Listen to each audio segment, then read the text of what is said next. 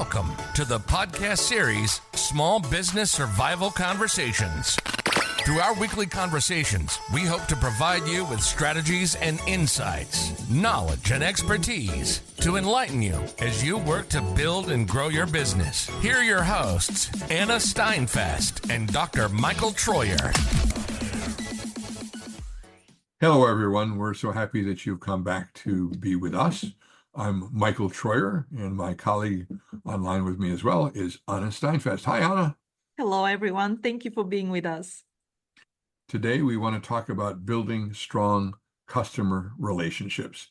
Not a new topic particularly, because everybody's talking about customer relationships, but we always want to get our 2 cents in on this topic as well, because we're all small business owners, and this is something we have to get really good at. So how do we build strong customer relationships? Well, before I start, Michael, I just wanted to mention to our listeners here is what we want you to do is to create fans. Everybody wants fans because we want to give you some strategies to make sure that you foster loyal and repeat business. That's why we thought that this topic, revisiting this topic, is extremely important, and a lot of reminders. I know for some of you will be like, oh, I know that. Guess what? We may throw at you 1 or 2 additional tools which are available right now to help you with that. So with no further ado, our first tip is providing excellent customer service. Michael, I think that's everybody does that. Everybody does that, right? Here's the challenge, folks. Customers really need to feel valued. Yes. So when you can do things that make them feel that way, and that's the focus, I think, here, then you're going to get that repeat business you want. You're going to get that person talking about your business and how much they like working with you. So how do you make them feel valued? I'm going to argue it's the little extra things that you do, because everybody's doing the big things. And here's where, and we'll talk some more about this through this whole program, but we've got some tools out there that are wonderful. AI and other software tools, but it's still going to be the little extra things you do that set you apart, because everybody's now is focused on customer service. And it's not only that customer service. When we talk about customer service, we usually will think about just when we sell the product. Guess what? After you sell the product or service, it's more important sometimes to take care of the customers, because that's what Michael was just saying, that the customers need to be valued. I'm going to say, for example, I see more and more firms now using a chat bot, a robotic or automated artificial intelligence person, quote, who will talk back to you when you have a question. What I'm finding is they're awfully slow in getting back to me because they're answering multiple incoming questions. It's in some ways, it's not serving me terribly well, because I get tired of waiting for a response. And I know it's going to be kind of an automated response. 1, what if you could speed it up? 2, what if you had somebody doing that personally? Now that costs money, I understand, but this is one of those little things that if you really value me as a customer, you can give me a set of questions and answers quickly, the FAQ that everybody offers. I'll go through that and find out what I need. But at some point, I need to know you care about me. And if I have to wait too long, I'm going to walk away. And Michael, it is cheaper to retain existing customer rather than go out and recruit a new one. Yep. So if you put a price on it, it's extremely important. And there is a lot of tools right now on the market you can utilize. I know that there is platforms like a Zendesk and Freshdesk. What this is these are like a customer service software that helps your business manage support tickets and provide a multiple channels of support. So if there is a question like the question your customer's asking you all the time, and it can be automated so they don't feel the weight, like Michael said, to responding to your inquiry. Can you implement some of these tools to help you with the customer service? Well, you use the word support ticket. Can we define a little bit what a support ticket is? A support ticket is if there was something wrong with the purchase, let's say, of the service or the product, and the customer comes back to you, or maybe they don't even know how to implement this particular service, how can you provide them with support to make sure that they can utilize your product or service in the right way? So that's what we're talking about, a support ticket. There's something went wrong, and not wrong, but maybe there's only a question also. It usually they provide the ticket, the support ticket. They open a support ticket number where, like they follow up with your inquiry. I was online recently with one business, and they said they'd be back to me in 15 minutes. I hung up. Another business said they'd be back to me in 2 minutes, and I stayed to wait because that's not too long. So it's just that little bit of difference, folks, that's going to make a good customer relationship, or one that says they don't care. They're not interested in my problem now that I've bought something from them. So that's the difference in customer service we're talking about. Because right now it doesn't feel like you're just a transactional person for them. You're more of a valued customer. So, and that gives us to another tip, personalizing the customer experience. If you can personalize that experience, again, in some industry you can, but in some, please make sure you do that. Even if it's like a written personalized thank you notes, that's huge. I don't get written things very often from people other than on birthday cards. Think how powerful when you've done business with somebody and you get a personalized thank you note from them, but it's got a written signature. And you can tell it's been written, not printed. That's powerful. You're saying you really care about them as a customer. Think how, for that top 20% of your customers you don't want to lose, there's the opportunity to be sure you hang on to them with something that personalized.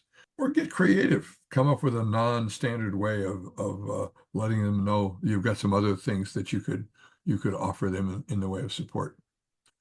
But you can utilize a lot of the CRM tools, like if it's more electronic transaction, utilize them. That will save you time, but it will be still personalized to that particular segment of your customers. And that will lead us to the next tip we want to share with you. Sometimes we ignore is the feedback, acting on the customer feedback. Yep. Wow. Yeah. I think if you've ever been in a restaurant and you've asked them to fill out a comment card, that's one good form of feedback.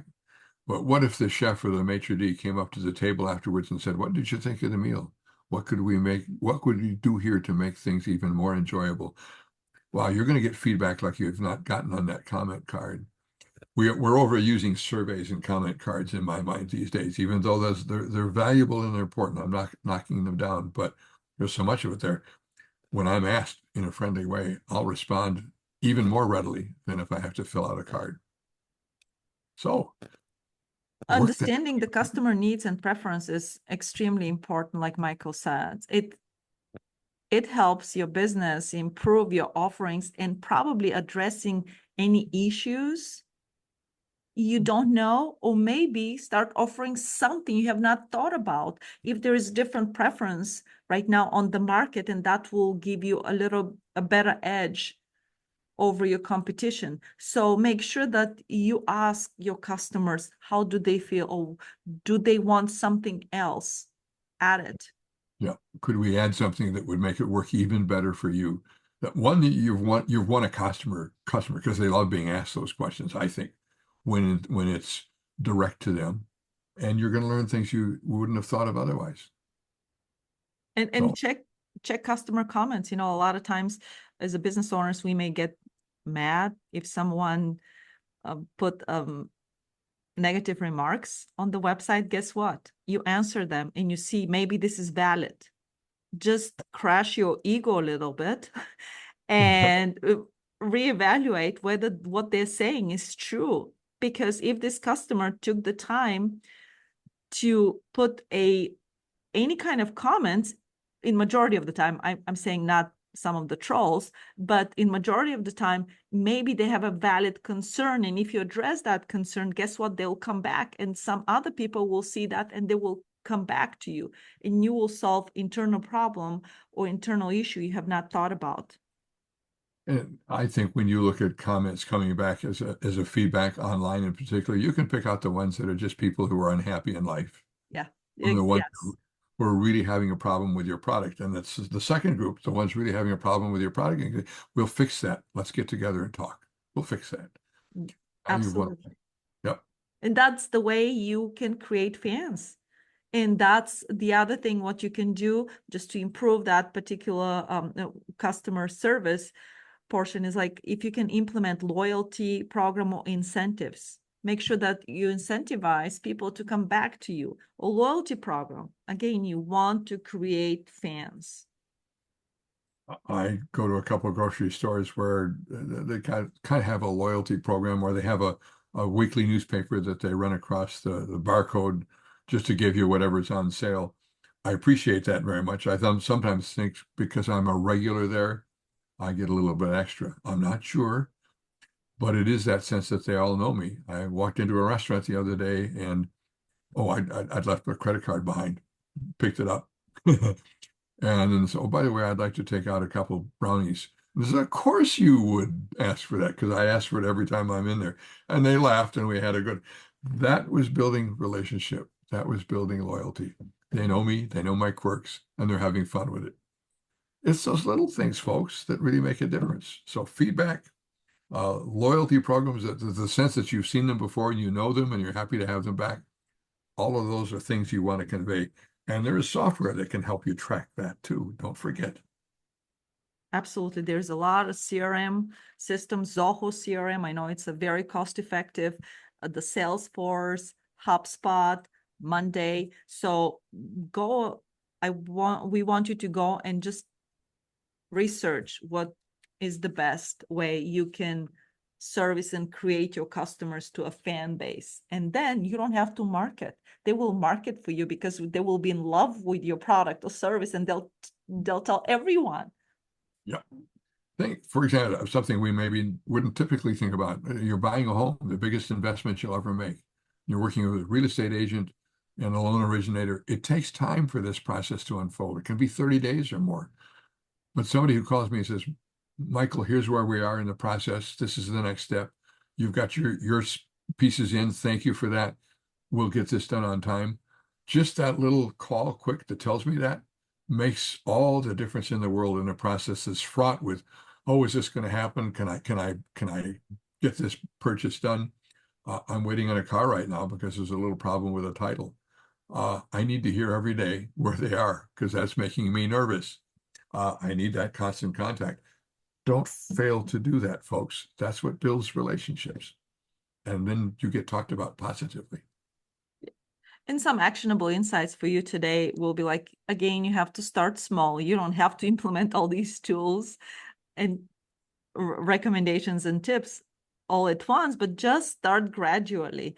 Train staff if you have staff, and make sure that you measure success. We want you to use some analytics. We've talked about feedback to measure the effectiveness of all your efforts that you're implementing. And personalize it. Make it feel like they're the only one you've ever talked to. And make it fun. I know it's challenging and it takes time, but make it fun. Thank you, everyone.